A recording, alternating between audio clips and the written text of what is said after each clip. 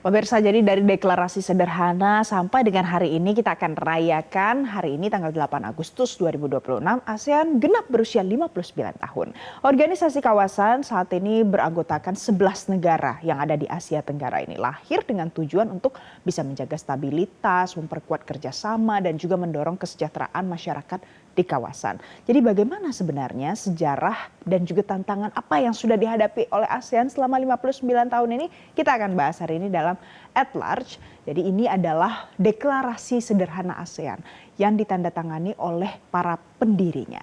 ASEAN didirikan pada saat itu 8 Agustus 1967 melalui sebuah deklarasi di Bangkok, Thailand. Deklarasi Bangkok ada 5 negara pendiri dengan perwakilannya mulai dari yang paling kiri pemirsa itu adalah perwakilan dari Filipina, Narciso Ramos. Kemudian di sampingnya ada Malik, kebanggaan Indonesia. Kemudian ada Tanat Koman dari Thailand.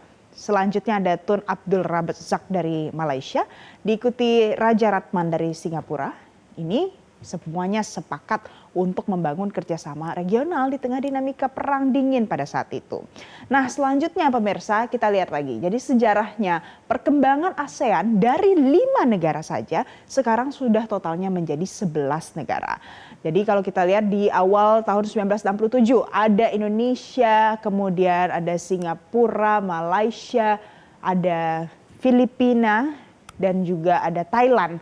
Kemudian organisasi ini terus bertambah besar karena tahun 1984 ada Brunei Darussalam yang ikut bergabung.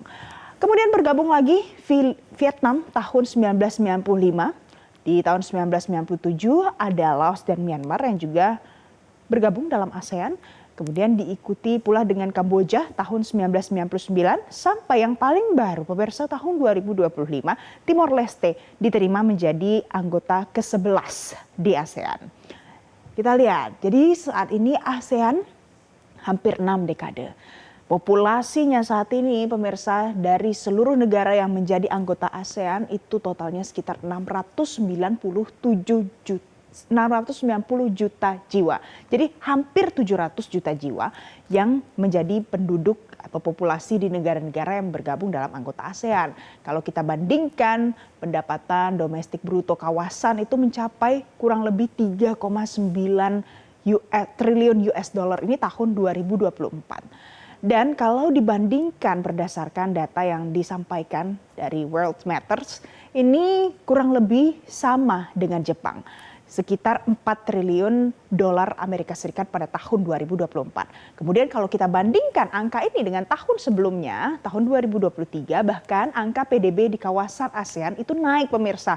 Kurang lebih sekitar 0,1 triliun dolar Amerika Serikat pada tahun sebelumnya.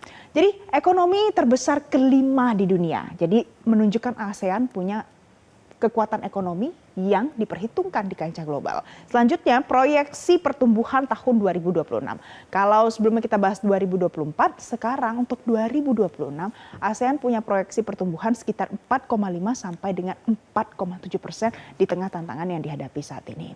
Nah selanjutnya pemirsa yang tidak kalah penting adalah pada saat ada yang namanya ASEAN, ada tantangan juga yang dihadapi di antara negara-negara yang menjadi anggota dari ASEAN. Yang pertama, yang tidak bisa lepas dari pembahasan masyarakat adalah krisis di Myanmar.